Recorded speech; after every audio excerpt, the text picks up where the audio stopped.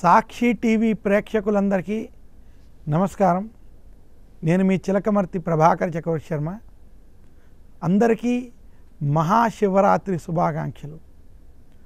ఓం గణానా అంత్వా గణపతి గుమ్మవామహే కవిం కవీనాపస్తమం జ్యేష్ఠరాజం బ్రహ్మణాం బ్రహ్మణస్పత ఆనశృణ్వన్నోతిభిస్సీద సాదనం. శ్రీ మహాగణాధిపతయే నమః. ఓం చంద్రరేఖాలహత్పాలం గంగాంభోవిరసజ్జటం పాదభూషా ఇతానంతం ఉమాకాంతపాస్మహే. ఓం నమ శివాయ. శివరాత్రి రోజు అసలు ఏ వ్యక్తి అయినా ఏమి చేయాలి, ఎలా ఆచరించాలి అంటే, శివరాత్రి రోజు సూర్యోదయానికి పూర్వమే లేచి తలస్నానం, పుణ్య నదీ స్నానం వంటివి ఆచరించడం. సముద్ర స్నానం అంటే ఎందుకంటే అది మాఘమాసంలోకే రావడం, మాఘమాస కృష్ణపక్ష చతుర్దశి రావడం చేత పుణ్యనదీ స్నానం, సముద్ర స్నానం, గంగా, యమున, గోదావరి, కృష్ణ, కావేరి వంటి పుణ్యనదుల్లో స్నానం ఆచరించడం. అలా కుదరని పక్షంలో ఇంటిలో అయినా సరే ఆ నదులను స్మరించుకుంటూ తలస్నానం ఆచరించడం, శివనామస్మరణ చేస్తూ తలస్నానం అది ఆచరించడం చాలా ముఖ్యం. ఆ రోజు కొత్త బట్టలు వంటివి కట్టుకుని విశేషించి ఇంటినంతా శుభ్రంగా ఉంచుకుని ఇంటి బయట గుమ్మం వద్ద, తులసి కోట వద్ద ప్రతి చోట దీపాలను పెట్టుకోవడం చాలా మంచిది. ఆవు నేతితో కానీ నువ్వుల నూనెతో దీపారాధన చేయడం ఈరోజు చాలా విశేషం. ఈరోజు మీకు అవకాశం ఉన్నట్లయితే ఏదైనా శివాలయానికి వెళ్ళి అభిషేకాలు వంటివి చేసుకోవడం ఉత్తమం. అలా కుదరని పక్షంలో ఇంట్లోనే శివునికి సంబంధించినటువంటి యజ్ఞయాగాదులు, హోమాలు, విశేషించి రుద్రాభిషేకాలు వంటివి ఇంట్లో చేసుకోవడం చాలా మంచిది. ఈ కార్యక్రమాలు ఇంటి యందు కానీ, గోశాల యందు కానీ, విశేషించి ప్రత్యేక ఆలయం, ప్రత్యేక మండపాలలో ఇలాంటివి చేసుకోవడం చాలా విశేషం. ఈ రకంగా ఉదయం, మధ్యాహ్నం, సాయంత్రం చేసుకోవడం. అన్నిటికన్నా శివరాత్రి రోజు ముఖ్యమైనది ఏంటంటే, నాకు ఆ రోజు ఉదయం ఎలాగ శివరాత్రిలో కొన్ని ఇబ్బందుల వల్ల చేసుకోలేనటువంటి స్థితి ఏర్పడినప్పుడు, శివరాత్రి రోజు ప్రదోషకాల సమయంలో శివాభిషేకం వంటివి చేసుకోవడం, లింగోద్భవ కాల సమయంలో శివాభిషేకం వంటివి చేసుకోవడం చాలా విశేషం. శివరాత్రి విశేషించి రాత్రి సమయంలో చేసేటువంటి పూజ చాలా ప్రాధాన్యమైనది. శివరాత్రి రోజు ఎవరైతే ప్రదోష కాలంలో పూజ మొదలుపెట్టి మళ్ళీ రాత్రి మొత్తం పూజ చేసి లింగోద్భవ కాలంలో విశేషంగా ఈశ్వరుని అభిషేకం వంటివి చేసి శివనామస్మరణ చేస్తూ గడుపుతారో, అలాగే తర్వాతటి రోజు ఉదయం వరకు కూడా జాగరణ చేస్తూ శివారాధన చేస్తారు. అటువంటి వారికి శివానుగ్రహం తప్పకుండా కలుగుతుందని శాస్త్రాలు తెలియజేస్తున్నాయి. మనకి శివరాత్రులు అనేక విధాలుగా ఉన్నాయి. ప్రతిరోజు శివారాధన చేస్తే దాన్ని నిత్య శివరాత్రిగా, అందులో విశేషించి ప్రతి రాత్రి 12 గంటలకి లింగోద్భవ కాలంలో చేసేటువంటి నిత్య శివారాధన నిత్య శివరాత్రిగా, అలాగే ప్రతి మాసంలో 2 పక్షాలు వస్తాయి, శుక్లపక్షం, కృష్ణపక్షం. ఇలా శుక్లపక్ష చతుర్దశి, కృష్ణపక్ష చతుర్దశి రోజు కనుక శివారాధన చేస్తే, విశేషించి రాత్రి సమయం చేస్తే దాన్ని పక్ష శివరాత్రిగా, ప్రతి మాసంలో కృష్ణపక్ష చతుర్దశి రోజు మాస శివరాత్రిగా, అంటే సంవత్సరానికి 12 సార్లు అలా శివరాత్రి చేయడం.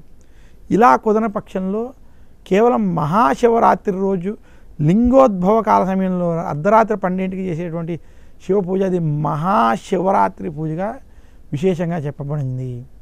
శివరాత్రి రోజు నేటి ఆధునిక సమాజంలో విశేషించి కలియుగ ప్రభావం వల్ల కావచ్చు, వృత్తి, ఉద్యోగ, వ్యాపార ధర్మాల పరంగా మీకు ఉదయం నుంచి ఎలాగ శివారాధన చేయడం కుదరని పక్షంలో రాత్రి సమయంలో గనక ఇంట్లో ఉపవాసం, జాగరణ చేసుకుంటూ, ఉపవాసం అనగా ఆవాసం, ఈశ్వరుడి నామస్మరణ చేసుకుంటూ శివుడికి దగ్గరగా ఉండడమే ఉపవాసం. కాబట్టి ఉపవాస దీక్షలు వంటివి చేసుకుంటూ ఎవరైతే రాత్రి సమయాన్ని 4 జాములుగా దాన్ని మనం విభజించి, అంటే ప్రతి 2:30-3 గంటల సమయంలో ఈశ్వరుణ్ణి పూజిస్తూ ఆయనకి హారతి వంటివి ఇచ్చుకుంటూ ప్రతి 4 గంటలకి ప్రతి 3 గంటలకి ఒక్కొక్కసారి దీపారాధన వంటివి చేసి ఈ రాత్రి సమయాన్ని 4 జాములుగా పెట్టుకుని విశేషించి లింగోద్భవ కాల సమయంలో ఈశ్వరుని అభిషేకం వంటివి చేసుకుంటారో అటువంటి వారికి శివానుగ్రహం కలుగుతుందని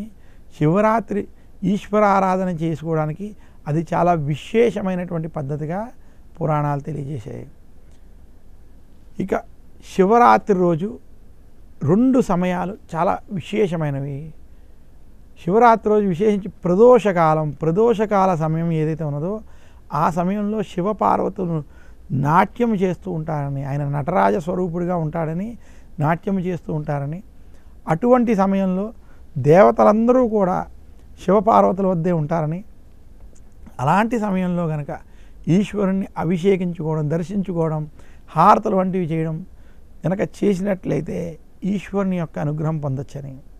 ఇదే కాకుండా అన్నిటికన్నా ముఖ్యమైనది శివరాత్రి రోజు అర్ధరాత్రి 12 గంటల సమయం లింగోద్భవకాల సమయం.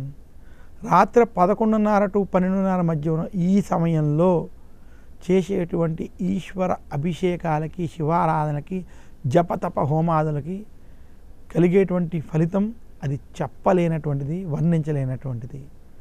మీ యొక్క ఇంటిలో కూర్చునే ఈ కార్యక్రమాన్ని చేసుకోవడం, ఆ సమయంలో శివారాధన, ధ్యానం వంటివి చేసుకోవడం, నిర్గుణోపాసన వంటివి ఆచరించేటువంటి వారికి అది చాలా ఉత్తమమైనటువంటి సమయం అని కూడా తెలియజేస్తున్నాను. ఈ రకంగా శివరాత్రి కార్యక్రమాన్ని ఆచరించినటువంటి వారికి శివానుగ్రహం తప్పకుండా లభిస్తుంది.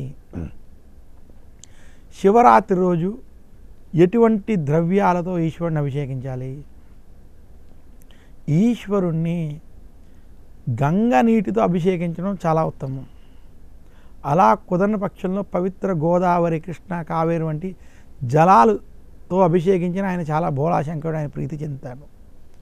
ఇది కాకుండా పంచామృతాలు, అది కూడా విశేషించి కొంచెం ప్యాకెట్ పాలు వంటివి కాకుండా స్వచ్ఛమైనటువంటి పంచామృతాలతో ఇంటిలో తయారు చేసినటువంటి ఆవు నెయ్యి, ఇంటిలో అప్పుడే తెచ్చుకున్నటువంటి పిండి తెచ్చుకున్నటువంటి ఆవు పాలు, ఆవు పెరుగు, ఆవు నెయ్యి, అలాగే మంచి తేనె విశేషమైనటువంటిది, కెమికల్స్ వంటి వాడనటువంటివి కొంచెం మీరు వాడి అటువంటి ద్రవ్యాలతో ఈశ్వరాభిషేకం చేసుకోవడం చాలా ఉత్తమం. అలాగే శివరాత్రి రోజు విశేషించి ఈశ్వర ఆరాధనలో బిల్వపత్రాలు ఉండేటట్టు చూసుకోండి. బిల్వపత్రాలతో శివుణ్ణి పూజించడం, బిల్వపత్రాలతో ఈశ్వరారాధన చేయడం వల్ల శివానుగ్రహం లభిస్తుంది. అలాగే శివరాత్రి రోజు పఠించవలసినటువంటి స్తోత్రాల్లో చంద్రశేఖరాష్టకం, బిల్వాష్టకం, శివాష్టకం వంటి స్తోత్రాలను పఠించుకోవడం, ఈశ్వరుణ్ణి అష్టోత్తర శతనామాలతో పూజించడం, శివుడికి రుద్రాభిషేకం, నమక చమకాల వంటివి చేసుకోవడం అత్యంత ఉత్తమం. సాక్షి టీవీ కార్యక్రమం ద్వారా ప్రేక్షకులను మరొక విషయం కోరేది ఏంటంటే, శివరాత్రి రోజు జాగరణ చేయడం అంటే సినిమాలు చూడడం లేదా ఆఫీసు పనులు వంటివి చేసుకోవడం, అది జాగరణలోకి రాదు. శివరాత్రి రోజు అన్ని పనులని పక్కన పెట్టి శివుని మీద భక్తితో,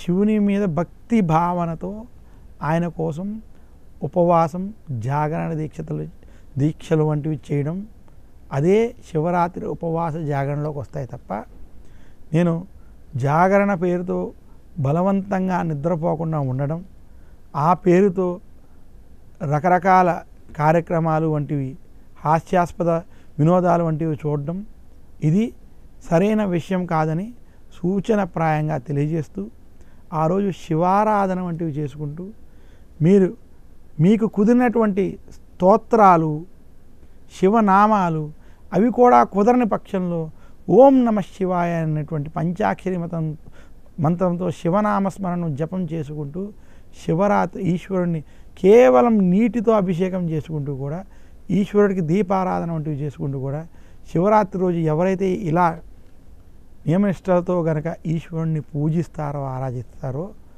అటువంటి వారికి ఖచ్చితంగా శివానుగ్రహం కలుగుతుందని తెలియజేస్తున్నాను. ఈ రకంగా శివరాత్రి రోజు శివారాధన వంటివి చేసుకుని మీరు ఆలయాలకి ఎక్కడికి వెళ్ళినా కూడా స్వచ్ఛత పాటించమని కూడా కోరుకుంటూ, కెమికల్స్తో తయారు చేసినటువంటి పదాలు, ద్రవ్యాలు, ప్యాకెట్ పాలు వంటివి వాడకుండా స్వచ్ఛమైన పాలు వాటిని వాడడం వల్ల ఆ శివలింగాలు వంటివి పాడవకుండా ఉంటాయని కూడా నేను ఒకసారి సూచిస్తున్నాను. ఆ రకంగా మీరు ఈశ్వర ఆరాధన వంటివి చేయాలని తెలియజేస్తూ అందరికీ శివరాత్రి శుభాకాంక్షలు మరొకసారి తెలియజేస్తూ ఈశ్వరానుగ్రహం కలగాలని కోరుకుంటూ సెలవు తీసుకుంటాను. ఓం శ్రీ గురుభ్యో నమః. ఓం నమః శివాయ.